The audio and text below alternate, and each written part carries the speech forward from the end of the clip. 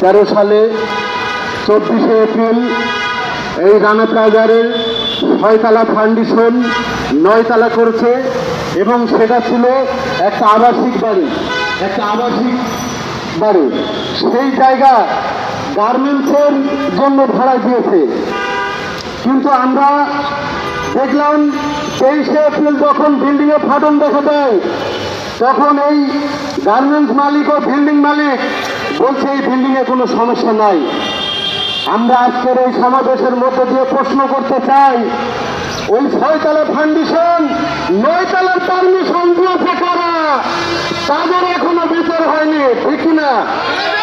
আমরা আজকের এই সমাবেশের মধ্য দিয়ে বলতে চাই, 11 বছর শেষ হয়ে 12 বছর চলছে, অথচ এখন পর্যন্ত আমাদের রানা প্লাজারের শ্রমিকরা কোনো ক্ষতিপূরণ পায় নাই।